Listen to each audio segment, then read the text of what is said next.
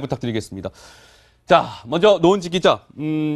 채널A 사회부 기자가요. 요즘 아주 가장 바쁜 귀순병사를 치료하고 있는 이국종 교수를 만났다고 하는데 네. 그 만남의 성사 과정 자체가 굉장히 좀 곡절이 많았다면서요? 네, 만난 게 지난 토요일 저녁, 그러니까 거의 밤 시간입니다. 저녁 10시쯤이었는데 원래 이제 저희 막내 기자, 사회부의 가장 막내 기자가 지금 아주대병원을 지키고 있는데요. 네. 원래는 이국종 교수에게 저녁을 같이 먹자 이렇게 문자를 보냈다고 해요. 근데 그렇군요. 답이 온 게 일단은 저녁은 뭐 함께 할 수가 없고 일단 사무실로 오세요라고 해서 갔다고 합니다. 좀 인터뷰를 좀 부탁을 했는데 이 사회부 막내 기자가요. 네. 그런데 이국종 교수가 이런 얘기를 했대요. 뭐라고요? 오전에, 그러니까 12월 2일 오전에 자기가 돌보던 환자가 사망을 해서 기분이 좋지 않은 상황이다. 그래도 이제 그냥 돌려보낼까 하다가 그 기자가 너무 오랫동안 기다려서 좀 미안하니까 기다렸으니 커피 한 잔을 하고 가시라라고 해서 이렇게 인터뷰를 조금이라도 할 수 있게 됐다고 합니다. 자, 강병규 기자. 네.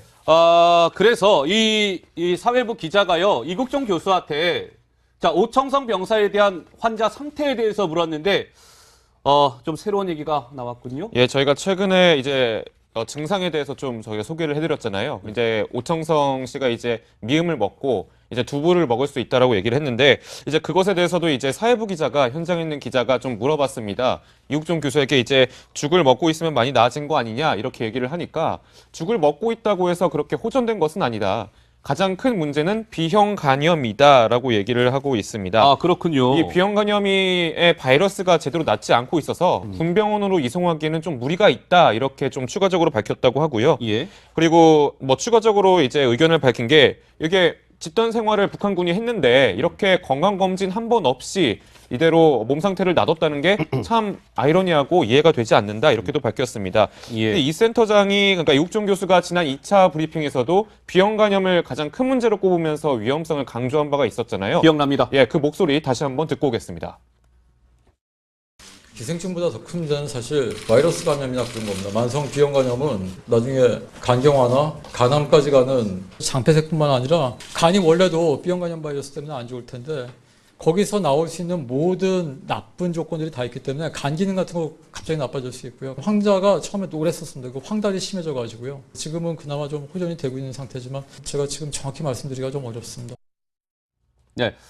저는 그런 줄 알았어요. 시청자 여러분이 오청성 병사가 이제 죽을 먹기 시작했다고 해서 건강이 많이 호전이 됐구나 싶었는데 그게 아니라는 거죠. 이국종 교수 얘기는. 그리고 이제 B형 간염이 큰 문제다. 이런 얘기를 했는데 자, 김 교수님. 일각에서는 이런 얘기도 있어요. 오청성 병사를 이제 민간병원이 아니라 군병원으로 좀 옮기는 것도 방법이다. 이런 얘기가 나오는데 일단 그런 상황은 아닌 것 같죠. 이국종 교수 말을 들어보면요. 예. 예, 그 전에도 우리가 한번 이 코너에서 다루지 않았습니까? 우리 군병원에서 사실은 외상 환자를 정말 중상 환자를 치료해야 되는데 지금 이제 B형 간염 그것도 크고 또 문제는 정신적인 트라우마도 있고 또 이것이 또 워낙 신체자가 허약 체질이니까 어떻게 또 악화될지도 모르니까. 그러니까요. 예, 그런 걸 염려해서 지금 이국종 교수 같으면 합동신문도 아직 안 된다는 거 아닙니까? 네. 예, 그러니까 이국종 교수가 전 주치의니까 좀 이국종 교수 처분대 좀 지켜보는 게 좋겠습니다. 네, 알겠습니다.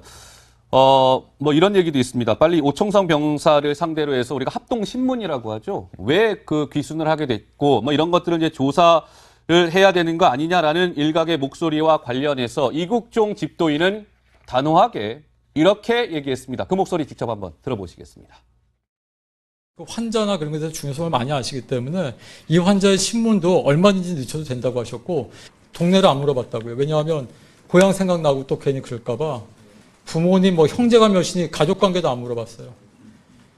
그냥 나만 얘기만 했어요. 나만 얘기만. 전 사실은 그 한 달 정도 이렇게 그냥 쭉쭉 가시라고. 왜냐하면 이 신문이라는 게 선생님 생각을 하면 하겠죠. 근데 생각을 하다 보면 괴롭지 않습니까? 그러니까 몸도 아픈데 마음까지 그렇게 하면 안 되니까 합창부장님께는 그렇게 권유드렸습니다. 그리고 합창부장님께서도 적극적으로 검토하겠다고 하셨으니까 그냥 여러분들께도 좀 이렇게 부탁드리고 싶은 거는 저희가 그거 빨리 알아서 뭐 합니까?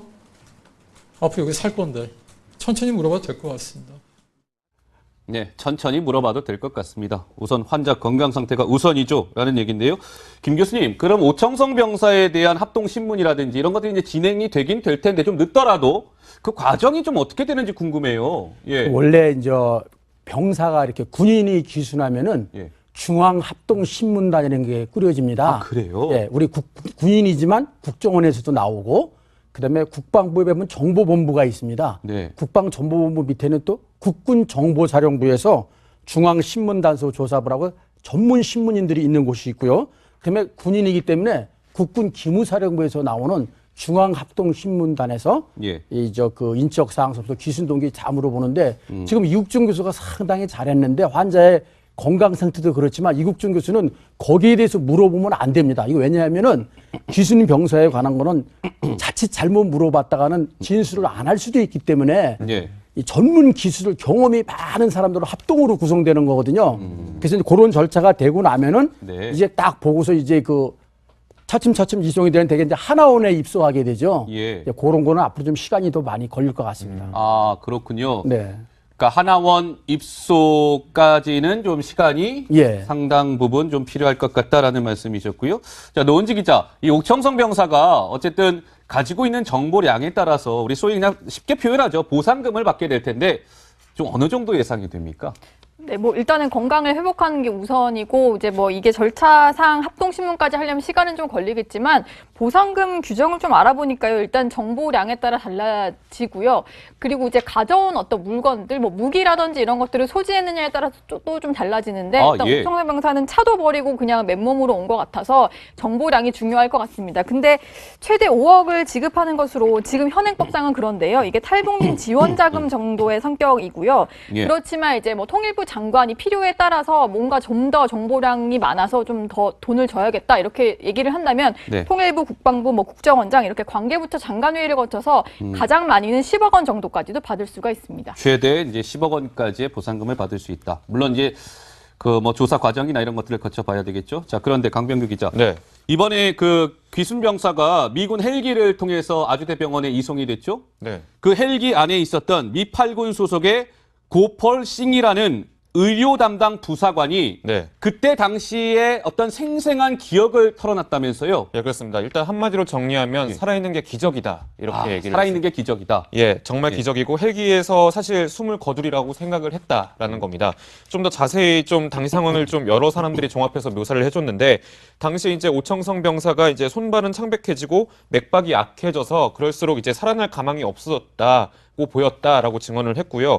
근데 이제 가슴에 이제 총상구멍이 났는데 여기에 공기가 차면은 모든 장기가 압박을 받아서 좀 더 빨리 숨질 것 같다라는 걱정을 오려 했다고 합니다. 네. 그래서 헬기 조종사가 조종관 출력을 최대한으로 높여서 최대한 빨리 도달할 수 있게끔 예. 아주대병원으로 최대한 도달할 수 있게끔 했다고 하고요. 이제 병사가 사망하지 않게끔 하려고 하는 것이 가장 최우선의 일이었다 이렇게 좀 밝히고 있었습니다. 근데 김 교수님, 저는 이 고폴 싱이라는 당시 헬기에 타고 있었던 미군의 의료 담당 부사관이 또 이런 얘기를 했는데 처음에 헬기에 이제 이송이 돼서 그 오청성 병사가 헬기에 실려졌을 때 북한군 병사라는 거를 전혀 생각하지 못했다는 거예요. 그리고 아주대병원 도착해서야 이 병사가 북한군 병사였구나. 그제서야 알게 됐다는데 그 이유가 있을까요? 예, 이유가 있습니다. 네. 이게 저 더스토프 헬리 레스큐 이 팀은 전 세계 전쟁터에 가가지고 부상병들을 구해서 응급 치료하는 팀인데 원래 그 JSA 안에는 헬기가 착륙하기가 어렵습니다. 비무장지대부터 약 수 킬로미터 이남에 헬기가 더 이상 못 날아가는 월경 금지선이 있습니다. 네. 그러니까 지금 어디로 간지도 모르고 일단 앉은 거예요. 특별히. 그리고서 싣고 가다 보니까 워낙 환자가 영양실조 상태가 너무 허약한 거예요. 예. 그래서 보니까 야 이거 틀림없이 북한군이 아니면 이런 상태가 아니겠구나. 제가 조사해 보니까 북한 약 2,500만 인구 중에서 12%는 한 250만 명만 제대로 배급을 받는데 네. 건강한 성인 남자가 하루 열량을 제대로 소화하려면 네. 2,500에서 3,000kcal 먹을 수 있어야 되면은 일일 600-700g을 받아야 되는데 북한에서는 최고 당군에 일일 500g 받고 이런 병사들은 일일 한 200에서 250g 받아요. 예. 그러다 보니까 뭐 신체 상태도 워낙 허약해지고 그러게요. 키도 한 5cm, 10cm 줄어들고 네. 그리고 죽는 연령 같은 것도 보니까 우리나라에 비해서 10내리 15년 일찍 죽게 돼요. 그리고 또 이제 아까 그 차마 말도 못하겠는데 보건 상태가 열악해. 저희 1960년대 막 학교 가서 구춘양 뭐 거리지 않았습니까? 네, 그렇습니다. 예, 그런 것들이 그러니까 북한 주민이라든지 북한군의 실태를 이 오청성 병사가 몸으로 입증하고 있다고 할까요? 예. 예, 그렇게 생각할 수 있습니다. 알겠습니다. 지난주 금요일로 기억을 합니다. 시청자 여러분. 저희 정치데스크 시간에 문재인 대통령과 이국종 교수가 청와대에서 차담회를 가졌다. 이런 뉴스를 전해드린 기억이 나는데요. 그 얘기를 이용한 앵커가 갑자기 왜 하는 걸까 아마 생각을 하실 텐데 먼저 영상을 보시고 그 이유를 설명해 드리도록 하겠습니다. 보시죠. 특이한 주인공이 나타났습니다. 박수영 대통령. 교수님 한번 주시면